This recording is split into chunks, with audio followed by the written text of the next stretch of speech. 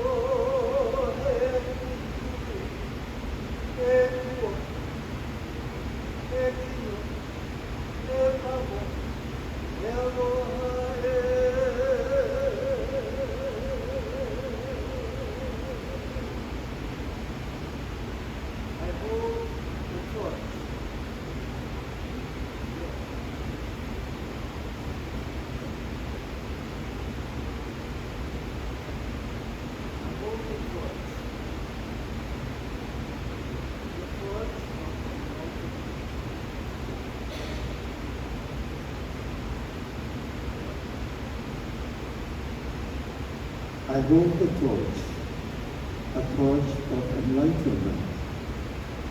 The torch like the kukuina tree that grows in the darkness of the valley.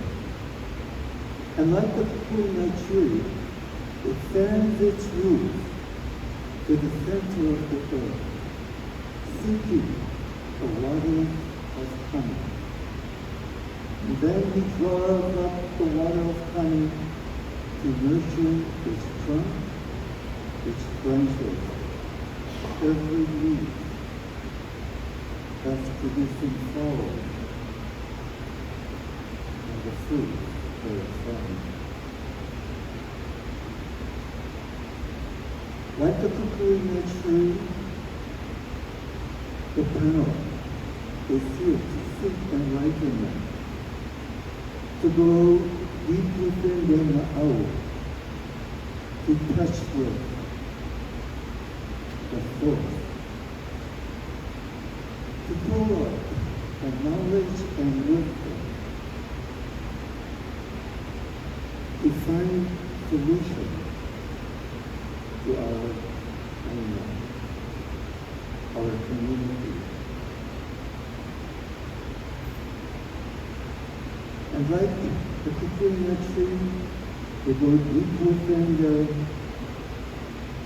being, pull up the knowledge to enlighten each one of us in this community of Kohala, of this aina of Hawai'i, that we may see and find, that we may always remember to go to the source, Nana Ikukuni. So at this time, I'd like to pass this torch of enlightenment to each of the panel members standing in front of you, that they will receive the mana and come up with the solutions individually and collectively for us all. ua mau e ea o ka aina I kupuna. The life of the land is preserved through righteousness.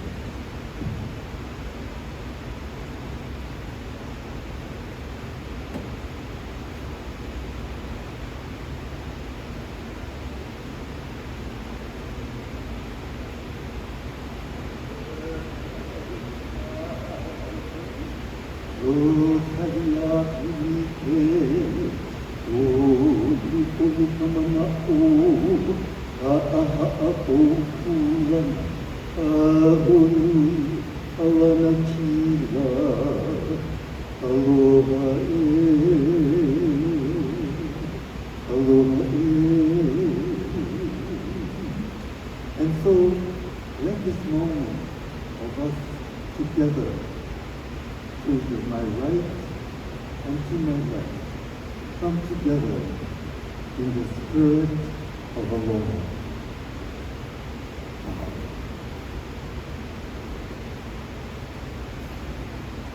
Mahalo ka, aloha. Everybody, you may be seated. Mahalo everybody. Panelists, you can go to your seats. All right. Well, mahalo everybody. I see it's 2:15, and so we can go ahead and get started. I would like to call up Uncle Bill Wong so he can introduce the purpose, the logistics for today, and also the expectations for today. So,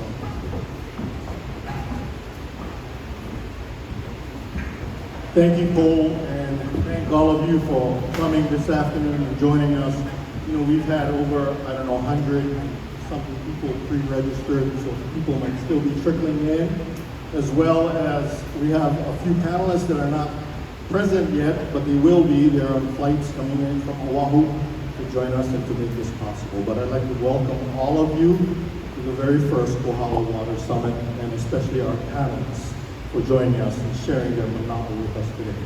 But before I go any further, I would like to take a moment to acknowledge and recognize the mind behind this and the initiative and the person that really is the driving force is David Workers. And for many, many years, he has stood really strong for agriculture, for education, for growth of our community that is stewarding sustainability. So I want to call him up right now. He doesn't know this, so he's looking at me mad, but I know David for 15 years, 50. It's all us. He had hair before I met him. Now he asked me to help, so here I am. I couldn't tell him no. And I want to personally thank him for leading the initiative in doing this. So, Dave.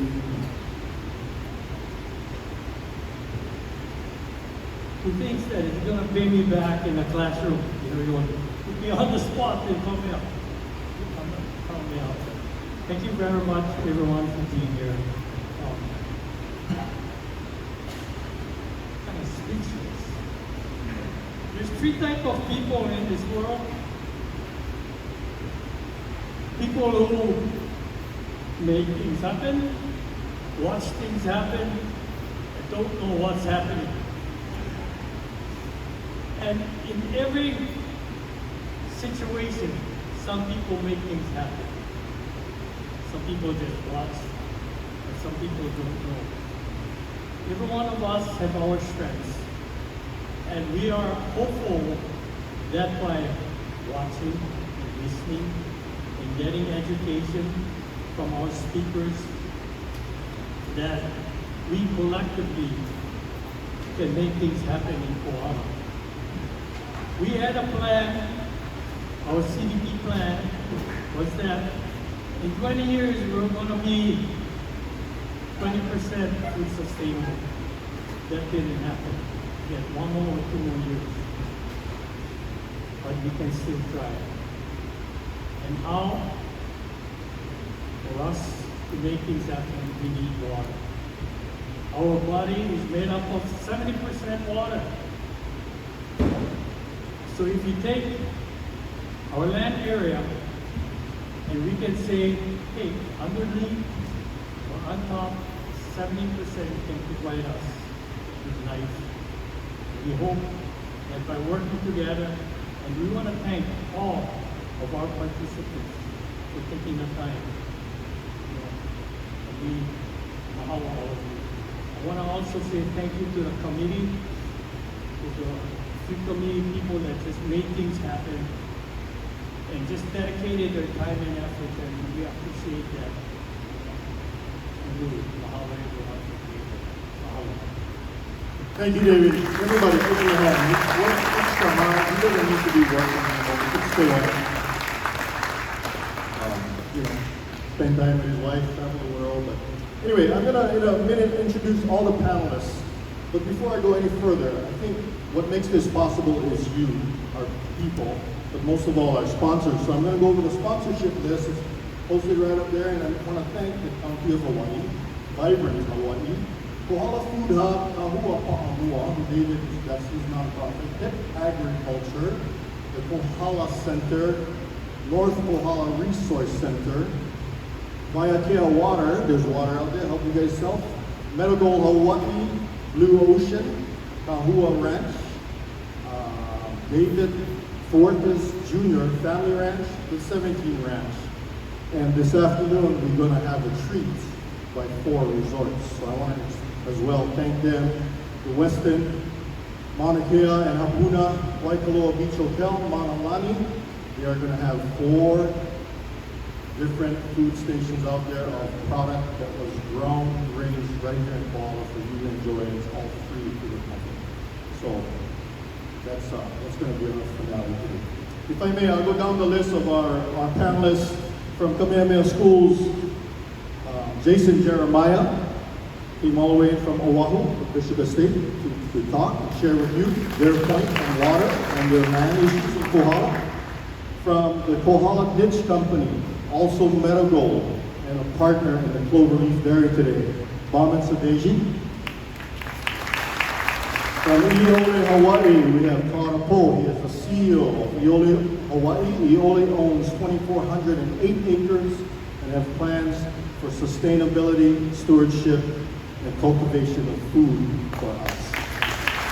From Ho'okupa Ranch, Peter Ivanovich. He's struggling and working hard to control invasives. Peter owns and manages 7,000 acres from Maulili Road to Waiapuka in Kohala, so he's working very hard out there. Dr. Aaron Strauss from the Stream Protection and Management Division, and they have been studying our stream flows and trying to monitor what's going on with our stream systems. Why is there less water? We'll share a little bit about that with you. Our expert waterman, John Richards from Waimea Water Services. Keith Okamoto, he's the manager of Hawaii County Department of Water Supply. So we thank Keith for joining us. Kurt Inaba, also from Hawaii County Department of Water Supply, and Kurt's an engineer. So he'll be sharing with us as well. Fred G. Camaro Jr. Works for a drilling service and has very expensive knowledge of drilling wells in Hawaii. So his mana'o will be very important. Drew Stout from the USDA Natural Resources Conservation Center. And Drew has been with them for what, 20 years maybe? 24 years. So he is an expert in other sources of water, like catching water and storing it, and then utilizing it for your farm or ranch. So that's very vitally important. And finally, lastly, we save the best for last, obviously. Wendy Grady, Executive Director of Agribusiness Development Corporation, better known as ABC. And she is an expert in all agricultural assets and businesses in Hawaii. So please give them all a hand. Let me take a minute and give you my mana'o what will happen today. First, I want to start by saying the past, the present, and the future. I don't know how often we think about that. But when I think about the past, I think about my family. I'm 4th generation here in Kohala. 3 generations prior to me all worked in agriculture. My great-grandfather, yes, my last name is Wong, obviously he came from China, Kwantung, China, came to Kohala in the 1860s to help build the Kohala Railroad that linked 6 sugar mills. He was 16 years old. I cannot imagine that. Your parents putting you on a ship and say, aloha, goodbye, see you, good life. But he did, and he started his life here in Kohala.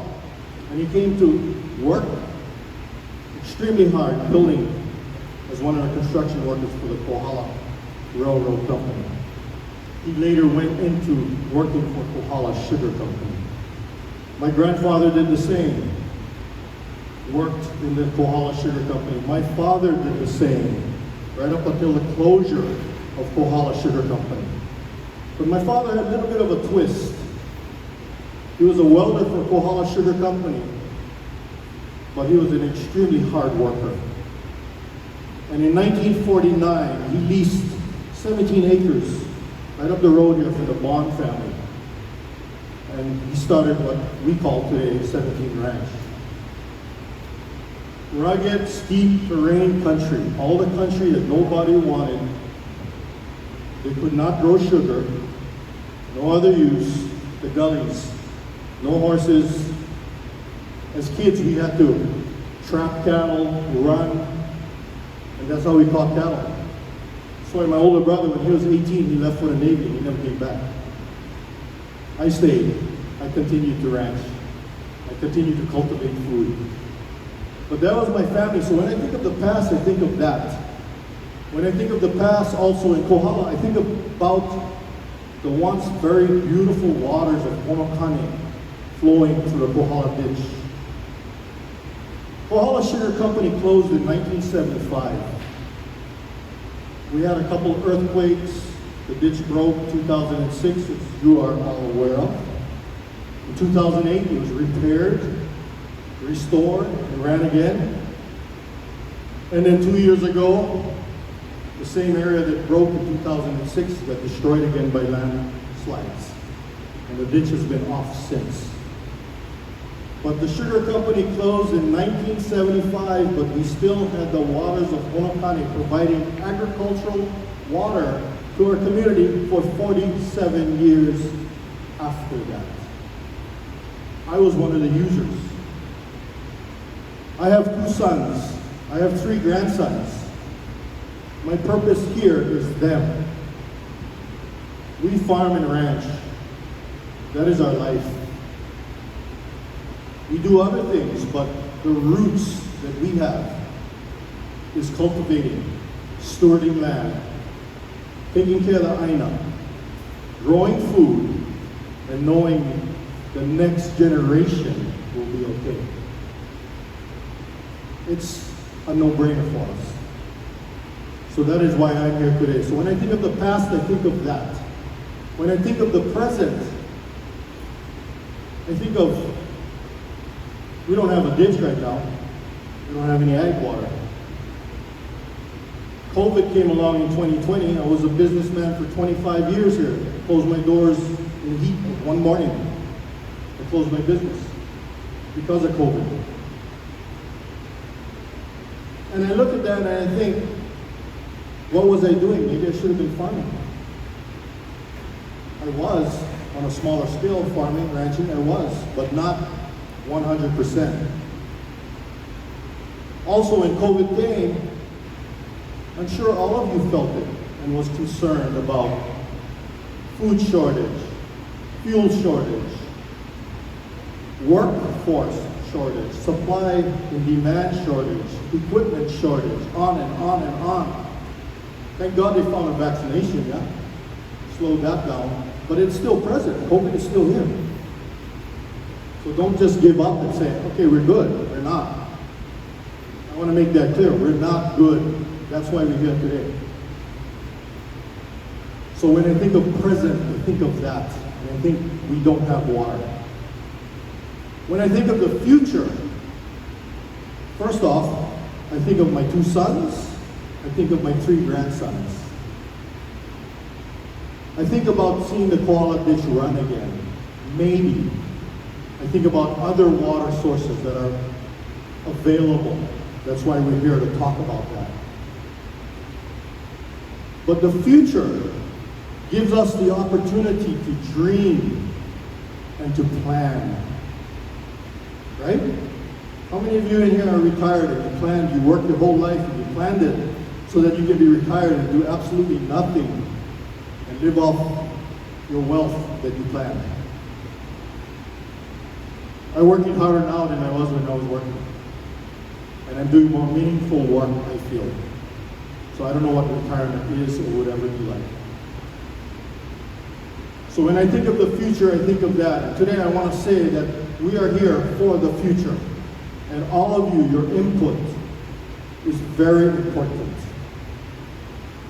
So with our panelists, how our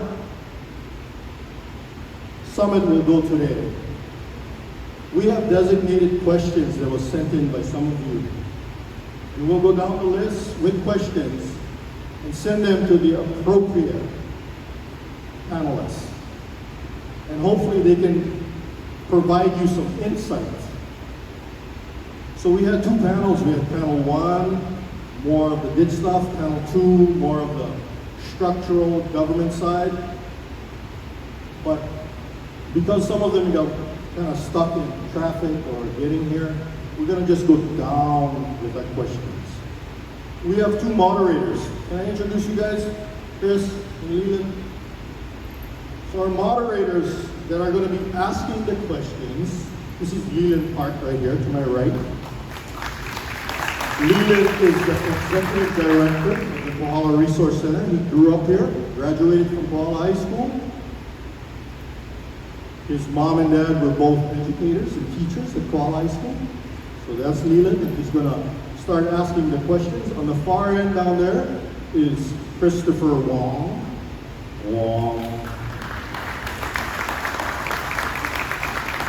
Chris currently works as an inspector for a company that does a lot of different things, but primarily his latest inspections was the Hamakua ditch system, the Pu'ukapu 60 million gallon reservoir. And so he has some insight and he understands water, construction, storage, systems. So these two guys are moderators, and they're gonna run this after me. They have a select amount of questions where the panelists will answer. Each panelist will be provided, like, let's say 5 to 7 minutes. We want this to run smoothly, and we want them to say direct, clear answers for us and provide us with information that's valuable. So as Leland asks the questions, Chris will be keeping time. He'll call out 1 minute, 30 seconds. That means the panelist has 1 minute, 30 seconds left to talk. Once we're done with the panelists, I'm going to call upon Leslie, who is one of our committee members. She'll come up and explain how the breakout sessions will work. Okay, so this is part of the format. When we're done with this, we're going to jump in breakout sessions. We want you to join our professional facilitators. Stations are set up. All the questions will be the same, but your mana'o and your time to put in your input to either ask more questions or give your thoughts is then. So when we do go to the breakout sessions, please don't go outside and have your favorite beverage and talk about this amongst your friends. Jump in one of those things and say your mana'o, say your thoughts, share, because today your 2 cents is worth a lot. So spend time doing that. When they are done with that, we are going to have some candidates here. We're still waiting to know exactly who will be here, but some very important candidates, and it's not to be political talk. Their purpose is insight of how they may have already helped with agriculture on the Big Island or how they can help. That is what that's about, and we'll explain that later. Once we're done with that, that will end what we're doing here today. But we want you to stay or call your family who might be working and come join us for a taste of Kohala. We are serving beef that was grass-fed, ranch-raised, pork from Kohala, from Kahua Pa'amua. We are serving lamb that was donated by Kahua Ranch and Island Harvest. Some really good grinds and 4 really good chefs that are going to be preparing. So we want you folks to be part of all of this today. Okay? So if you guys are ready to move on, I will leave you with this. Ola ikavai, water is life. Ola ikavai, water is life. So let our summit begin. All right. Aloha, everybody, and thank you all for being here today. And good afternoon. Bill, don't go too far. You are our first panelist, and I believe all of our panel is here now. Panels 1 and 2, so we are good to go. All right. So the first question, or first panelist, is Bill Wong. Please provide an overview of the Kohala ditch system and its historical and current status. So I shared a little bit of that with you just prior to this. Built in 1906, it took 18 months to build. The waters of Awini, Honokane, Nui, it flowed through Kohala for our once very thriving Kohala Sugar Company. Kohala Sugar was here for more than 114 years. It was the very first sugar company to close in the state of Hawaii. It started in a domino effect, and the results were no more sugar today. But it, at that time, provided jobs as well as the Kohala ditch did. Once Kohala Sugar Company closed, harvesting water was changed, and we became more sensitive to our ecosystem, more sensitive to the stream systems. So we took a little bit less water, and we only utilized and stored what we needed. In 2006, a very, very horrible earthquake shook this place up. West Branch flume broke. Extremely dangerous work, but $6 million were raised. And in 2 years, in 2008, the waters of Honokane was released again to the Kohala ditch. 2 years ago, the same place that broke, once again, collapsed. The ditch has been crippled since, and I understand there is some money available, a pretty large chunk. I think Jim Richards will elaborate on that in a bit. But my personal thoughts is the ditch is one way to get water. Another way is through our ground systems, through drilling. And another way is from the ua to catch it.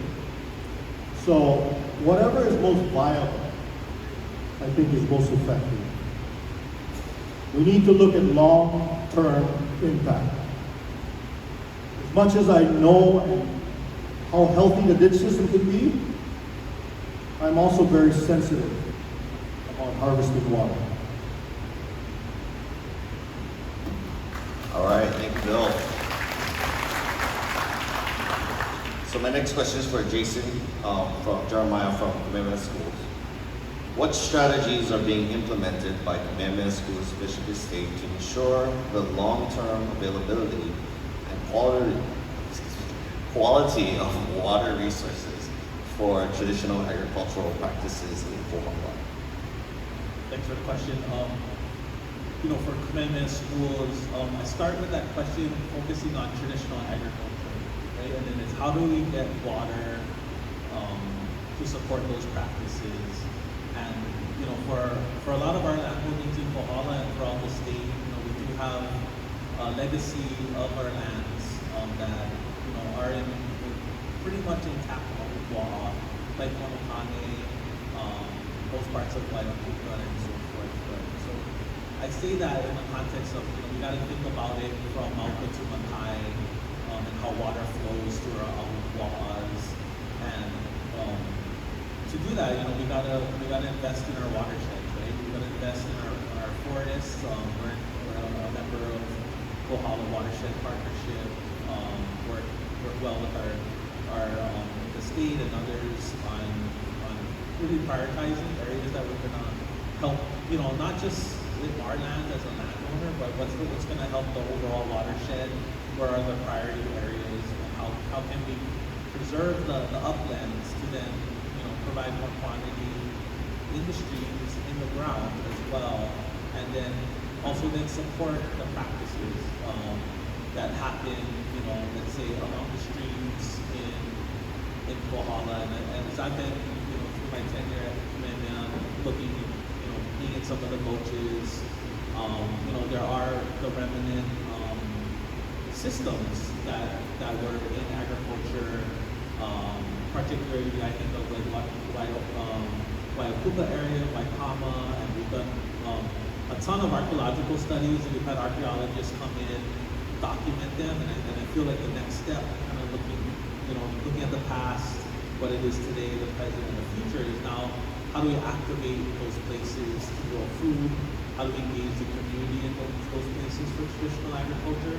So I think those are some of the strategies that we should look for to one, help the overall watershed and bringing water to all of Kohala and feeding the land, but also then, how do we engage our local communities in those practices so we don't lose those practices.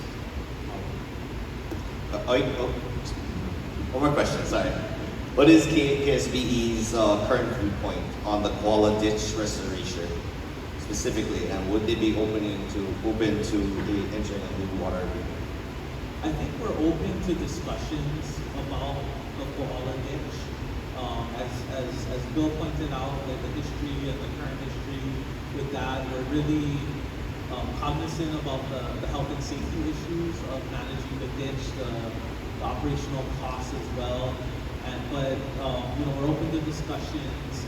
But we do feel like we've got to balance, like Bill was also saying, how do we balance the ecological and cultural values that are in the stream, and then with the ability to provide agricultural water throughout Kohala, and we do support ag, of course. We also want to support our traditional and ecological values in the stream. So we just got to find a balance, and then how do we kind of modernize the system and look at different ways to gather water and find a balance on that. Thank you, Jason. All right, my next question is for Barman. The Kohala Ditch Company. So what do you see your role of, what do you see as the role of the Kohala Ditch Company, and what are the long-term goals? The Kohala Ditch Company was acquired from Surety Corporation, which was the surviving entity of Kohala Sugar Company. And they basically have divested out of agriculture and most of the ownership of the land.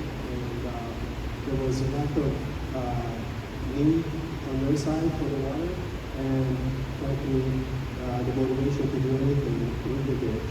And I felt as the largest user over the dairy when it was running, and the future that we envisioned growing crops, it's an important resource.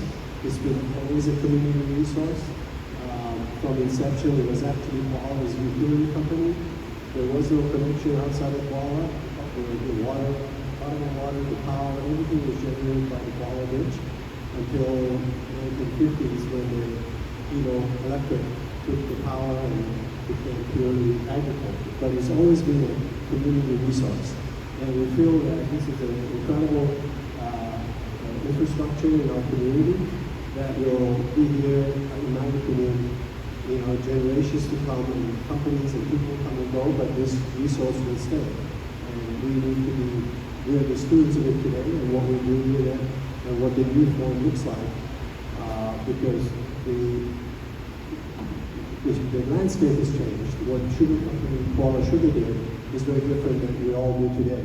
And what does that look like? And how can we conserve that water, both on the use side as well as in the transfer of it?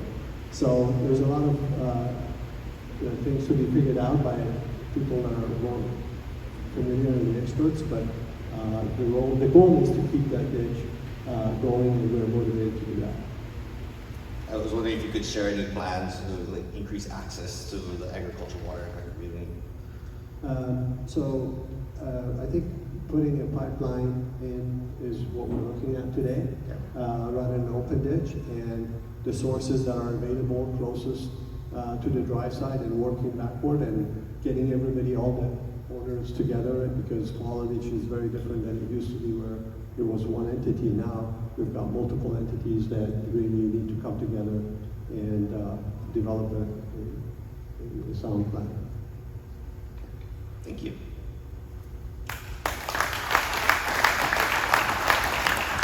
All right, next question is for Todd from EOLA. So, Todd, as stewards of over 2,000 acres of an intact ahupua'a with a fragile water system and a portion of the inactive ditch, what are EOLA's long-term plans for agriculture and water systems, and how will that benefit our community? So, thank you, and I want to start by saying aloha to everyone. Mahalo to David and everyone that put this together and the chance to be a part of this discussion. I also want to say mahalo to the community. While EOLA has been there as a land place, we recognize that a lot of changes happen from the leadership and structure there. And part of this effort is to be involved in these conversations. And so appreciate the chance to be here to talk. I also want to take a quick moment to recognize our EOLA team, mainly who's sitting right here, all came, probably keep an eye on me and make sure I'm saying the right things. Thank you very much. I'll start by saying I took the CEO position at the start of this month, July 1st, officially. The land that came over to us at the end of 2022. For those of you that don't know, the 2,400 acres was built, but the 2,408 acres came over from New Moon Foundation to Hawai'i Community Foundation. EOLA is a partnership between Hawai'i Community Foundation, the University of Hawaii, and Arizona State University. And I share that because to the question of what are our plans from an agriculture and those elements, our effort is not going to be to do agriculture on the land. Our role and what our goal is to create models around sustainability and climate issues, which will include agriculture. So what we're trying to do is find the right ways and the right models that dealing with today's climate world and what is happening in our environment can be done on the land throughout this Kohala region. And I really appreciate the chance to meet with the large landowners within the region and other community members to start to understand what it is. Because one thing I look at is we need to understand the baseline first, right? Where we are, we need to understand the history to figure out into the discussions of where we're going. And so from what I've heard and learned so far, I think EOLA's role and what we will try to do from a policy and strategy standpoint is be a source of water for the ditch. So I love what Bob shared about where their plans and what they're looking at. We've had these discussions of the opportunity to put water back in the ditch.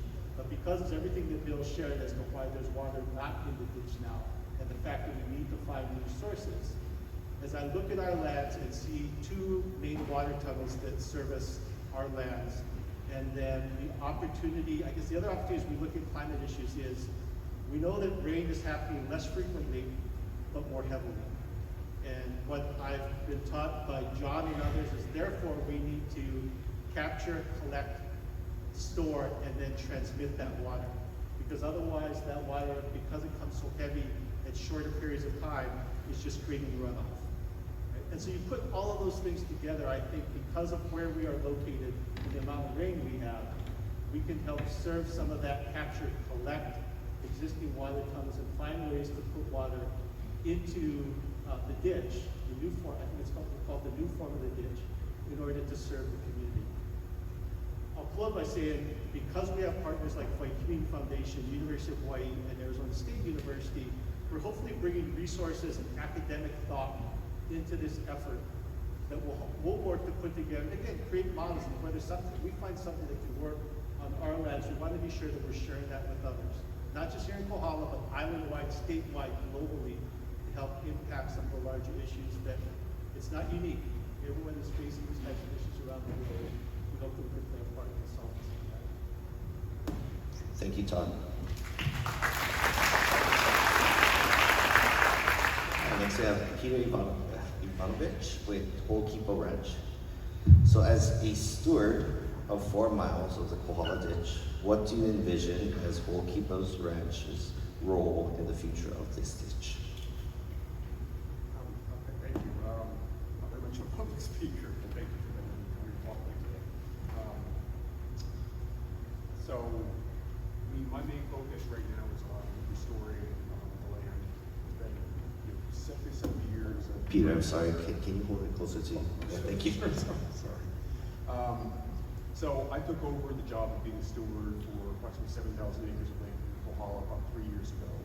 And the land that I'm responsible for taking care of has been kind of the victim of a lot of deferred maintenance, let's put it that way. And so my main work is focused on restoring the land, on clearing away all the invasives, on restoring some vegetation or infrastructure like the field roads. And the main thing that I think can be done to take care of some of these streams is to clean them. They're full of debris, and it's just invasive ginger and all kinds of stuff sucking up the water. So that's actually a lot more water up there than probably it seems like when you're driving down the highway. So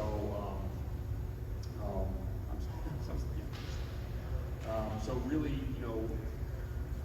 part of my job, I feel, is to restore these streams, to clean them, and to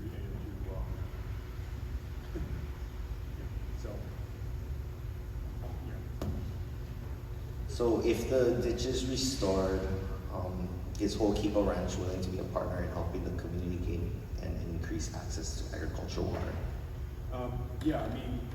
When I look at any project that I do up on the ranch, I ask myself 2 questions. Is this good for the land? Is this good for Kohala? And the answer is yes to those 2 questions, and that's the project I keep behind.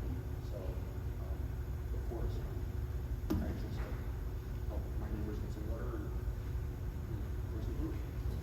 Thank you, Peter. And I'm sorry, I'm not very much of a public speaker. No, you did great. Thank you.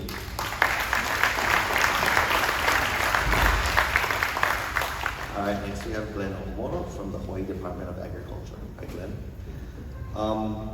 The Department of Agriculture manages other agricultural ditch systems in the state using the 26-mile Hamakua ditch as an example. What resources are required to successfully manage operations and address maintenance issues? Okay, well, I think it varies on every system's going to be different. So we manage 4 irrigation systems, 1 on Oahu, 1 on Molokai, and 2 here on the Big Island, the Lower Hamakua ditch and the Waimea system. So just looking at those 2, Waimea, we take water from way at the top of the mountain. Lower Hamakua ditch, we take it from the streams, the rivers. So some have pump systems, and your needs, resources are going to vary. Kohala ensures high-end ROM system. So aside from the usual equipment, trucks, I think you need to have land, because you're going to need a base yard somewhere central where you can have materials stored. So for the state, it's very difficult because we're limited by budget. You can't just go out and Mike, sorry. Oh yeah, sorry. You can't just go out and purchase materials whenever you want. It has to get approval. There's a whole process, so it takes time. And if you have some kind of emergency or fix that needs to be done, you have to plan for that. You can't just go out and fix it the next day. If you don't have some kind of base yard with extra materials and equipment, you're going to have delays. Farms are going to suffer. Another thing that is very important is the people, the users of the system. You need to have a good relationship, because they are the ones that's going to be able to see what's wrong with the system.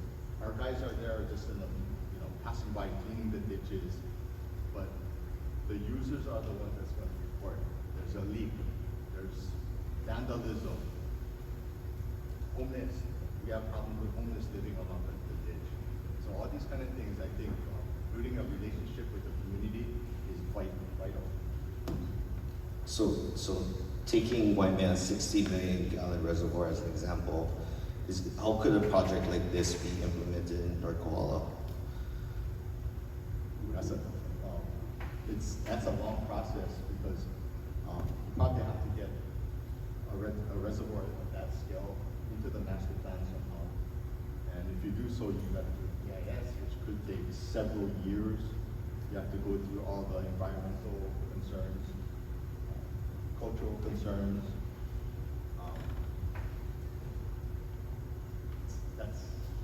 It can be done, but it's going to take a long time. So not impossible, but hard. Not impossible, but the 60 million gallons takes a lot. Yeah. It's a big area. Oh yeah, and you're just talking about land and things like that, so yeah. All right, thank you, Glenn.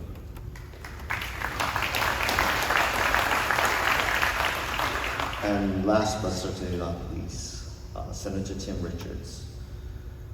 Senator, as the constituents, we appreciate your help in addressing water resources in North Kohala, your advocacy for agricultural, and all that you do for our community. Please share an update on the $10 million that was appropriated for the ditch restoration, including a timeline of when funding will be made available, what is allocated for, and who will be the recipient organization. That's a nice short question. Well, first of all, again, thanks so much for putting this together, David. Thanks so much to have the top story. Critically important as we plan for our future. Before I get into that, just a couple of things so you know where my mindset's coming from. Bill gave some great history on Kohala Ditch. Kohala Ditch was engineered 100 years ago for approximately 70 million gallons of water a day. It averaged during the plantation era somewhere around 35 million gallons a day. More recent history, after the 2006 rebuilding, probably it was maybe 10 million gallons a day, somewhere in that vicinity. And I know there's concerns about environmental impacts and things like that. So how do we address all of this stuff? Also, from my government position, we're looking at the food self-reliance, food security. When I was born here, within a mile of here, we had 60,000 people living in the county on the Big Island. Today we have over 200,000. So we've tripled, 3.5 times our population. How do we work on our food security? This is where Kohala, I truly believe, can play a huge role in that because of our lands. If you do the math, and this is how I do the math, I look at almost any crop takes about 50 inches of rain a year.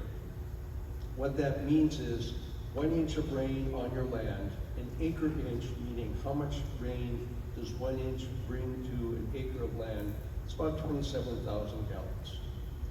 Normally, most crops, regardless of what we're talking about, is about 50 acre inches a year to thrive. Some are down to 30, some up to 60 or 70. But for a planning number, I use 50. If you go into Biopololu Valley, we don't need much irrigation back there because we have normal rains. If you come out to Kohala, we need a lot of irrigation. So looking at the lands from inside all the way coming outside, if we average that, 50 inches of rain across that, what do we need? Looking at 10 million gallons of water a day coming through the ditch would supply about 2,500 acres completely. But if we only need half of that because we need nothing inside by newly and we need full on the outside, if we average 25, long story short, we can irrigate somewhere around 5,000 acres of land in Kohala and produce.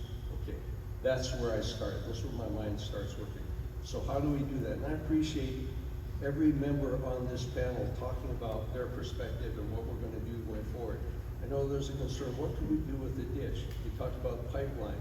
just putting in a pipeline, the amount of water we don't lose, thereby the water we actually bring down the ditch, the efficiency of that water goes way up, which means we have to take less out of the valley, so we become far more efficient.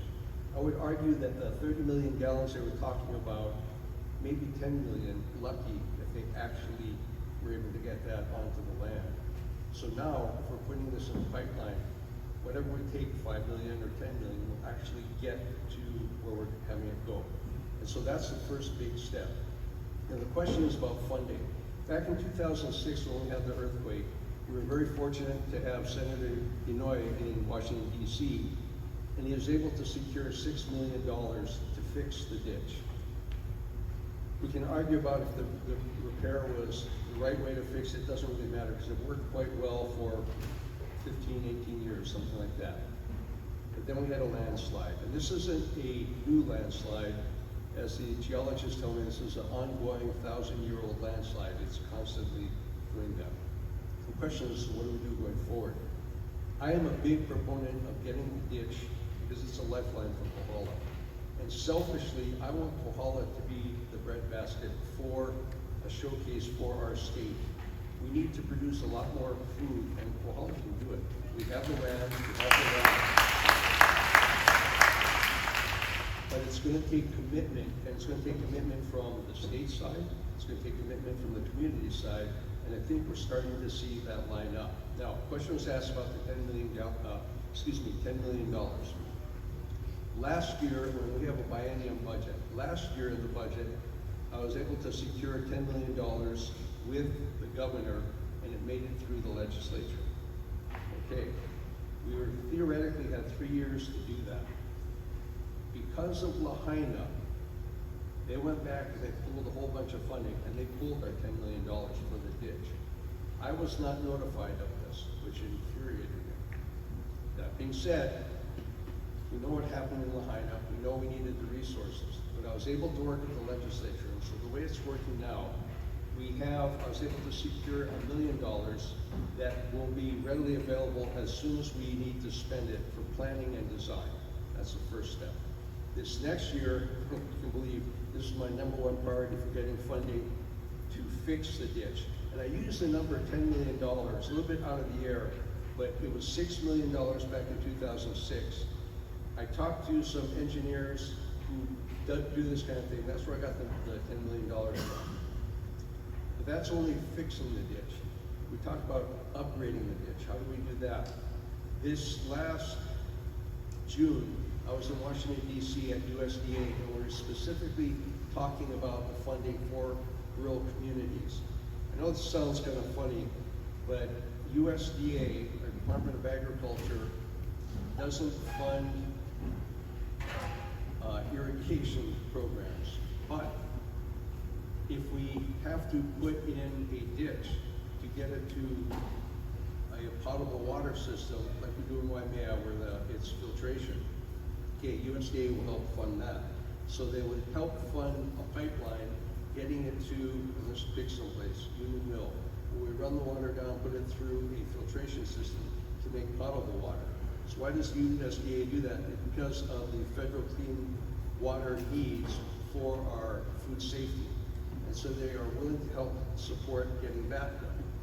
Currently, the climate in USDA, they believe, and Secretary Vilsack believes this, that it's most important to have local resiliency for food production, not supply chains. Yes, we need supply chains, but local resiliency. Kohala is primed for this. We have the land, we have the potential water, we have the potential workforce. What we need to do is put this all together. And in my lifetime, this is the first time I've seen where things are starting to align. So what is my job? To secure the funding for construction. Oh, and I think the other question was, who's going to get the funding? Touch on that in a second. Is that once we get this in plan, is to secure that funding for construction, and then work on further, kind of a phase 2 in my mind, about improving the ditch and finding the funding for that. Who would accept the funding? It's a little different, but then again, we're from Kohala. We're always a little bit different, right? What it's going to be is it has to be an entity that's a 501c3, and we're fortunate that Surety did put this in place, and we have the Kohala Ditch Cooperative, which is a 501c3, so they can accept the funding, and there should be no problem with that, and then award the contractor would go from there. The pass-through is Department of Agriculture, and that has been clarified to me by the Attorney General. I think I covered all the questions. That was perfect. Thank you. Thank you so much. All right, let's give it a round of applause for our panel one. And right now, we can call back up Mr. Wong. He's going to give away plants. I'm going to just take a quick break with the panelists. You know, they really answered a lot of questions and good stuff to hear and think about, to marinate and maybe take into our breakout sessions. But how many of you have heard of or are familiar with the Kohala field system of agriculture? Many of you, right? So can you imagine that cultivating, they never have water, they never have the ditch, they figured a way. And they cultivated, I believe, Kamehameha School Zone is part of that, right? Today, the lands, and it spanned for like 25 miles. And they fed thousands and thousands of people. The formation of the rock walls are still there. Their design was very akamai, very smart. Coal, sugarcane, catching the water, the rain, irrigating the uala. Anyway, about a month ago, a friend of mine gave me a sweet potato. Farah, the farmer, I call her. She's been farming in Kohala for over 20 years. She gave me a sweet potato, it's this big. And I'm lying. I told her, oh, that's not doza. That means really big in Hawaii. So I was eating this sweet potato for about a month. Because I had so much. I made stew, I made potato this, potato that. But started growing. Okay? So I made 3 pots, and I'll give a couple of the pots away now. Okay? So, can someone tell me if their family grew up or their roots were near the Kohala field system, like Mahukona? Anybody? Raise your hand. Come forward. You sure? Josh. Thank you, Josh. My name is Josh McCullough. I was born here in Kohala. I spent my early childhood on the Kahua Ranch with the Richards family. So, yeah, Kohala's field system, which is right across the road, right across the highway. I already got 7 varieties of sweet potatoes on my place, though. So you want to give this a... Yeah, you can take this one, but I'm going to ask you only 2 things. Number 1, don't forget water. Number 2, when the huli grow, share them with your neighbor.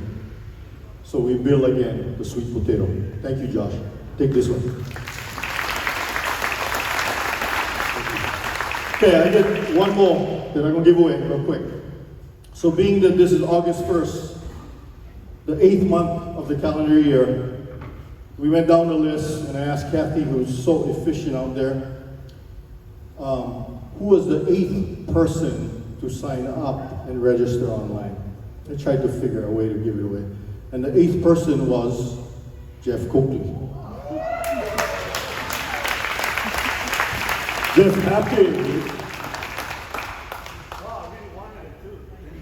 Well, here you go. And same thing. Don't forget water and share with your neighbor. Thank you, Jeff. Okay, so we're going to turn the floor over to Chris Wong. He's going to start with the next set of panelists with his questions, and we go from there. Okay, so starting panel 2 will be water and land resources. So our first question will be for Hawaii Department of Agriculture Deputy Director Dexter Kishida. Please share with us the present administration's vision for agriculture in North Kohala. In the early 1990s, there was an EIS for agricultural parks in the Holu area.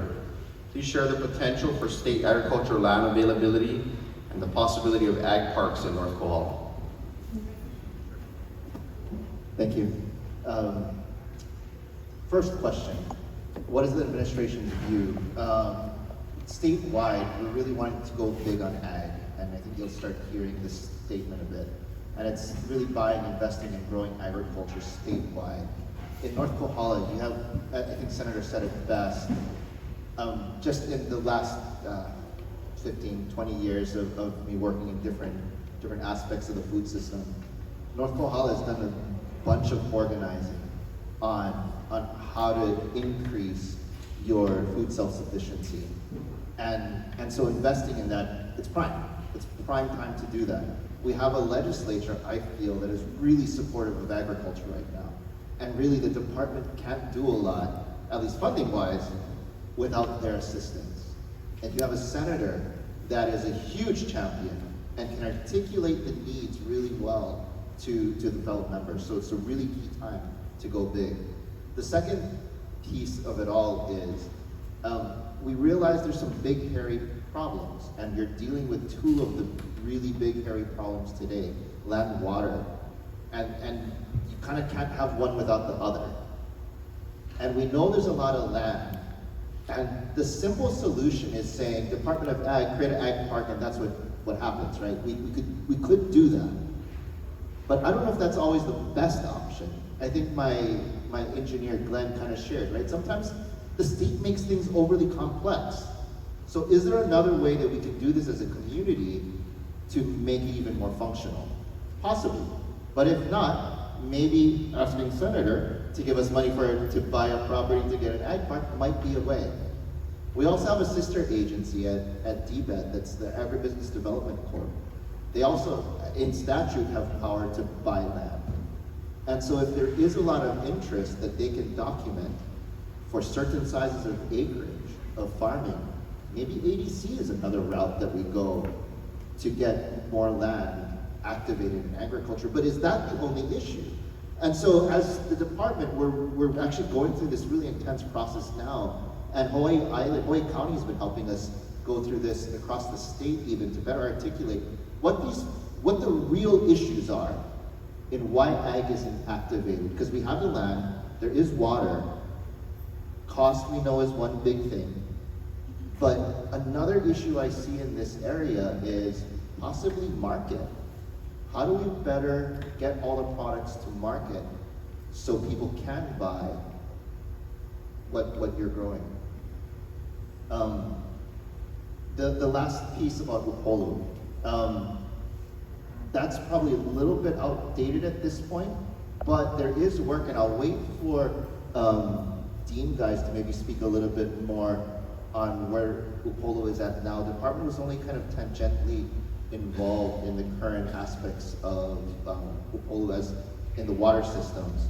But for the land, last we sat down with Senator Inoue and kind of looked at some of or what land was available, and everything we knew of or we saw had a landowner that we weren't notified was willing to sell yet.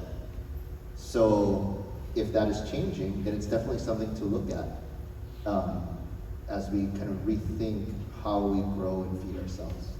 Thank you.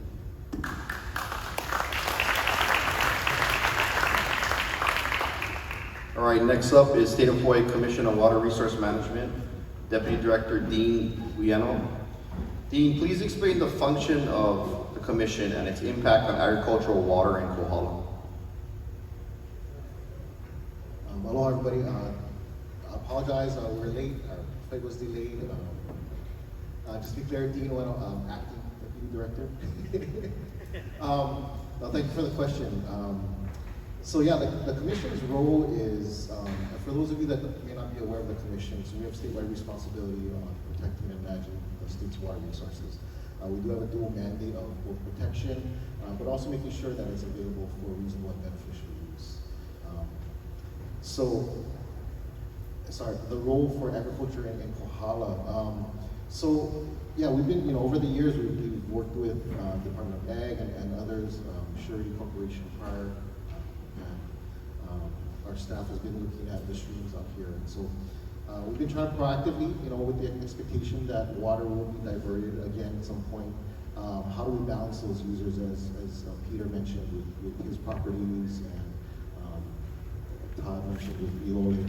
Whenever you have a situation with, and Jason, of course, in the schools, we want to make sure there's a balance between the protection of the resources and how that water is used. One of the big things in working with the Department of Ag is going to be the agricultural water system development plan to see what those needs for the system are, what the needs by the community are, and how we balance that with our natural resources, of course. And that's really the commission's role in all of that. Thank you. And next up, we have DLNR Katie Roth, the Hydraulic Planning Program Manager. You have a presentation for us? We actually do, but I think it might be quite long, so we can go ahead with questions if you have that. We really just wanted to prepare a presentation to give you folks an overview of the commission, which Dean briefly did, but there's so much we could say about the work that we do, and I want to be conscious of the time. So How long is your presentation? probably 20 minutes. Okay, we'll go ahead with some questions. So first question, from your perspective, please explain how restoring Mako to Makai stream flow is possible. Sure, and thank you for the question. Aloha kako, just to reiterate, Katie Roth, I'm the Planning Program Manager with the Commission on Water Resource Management.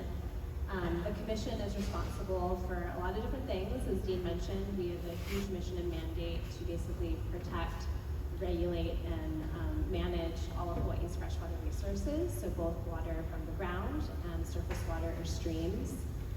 So thinking about Mauka to Makai flow and our involvement in that, we are obviously one of the main entities responsible for managing water statewide. We are considered the trustee of water, so it's our obligation as a state agency to do all that entails. But we can't do it alone, so we rely on a variety of partners and other water management agencies and entities. I know there's some folks here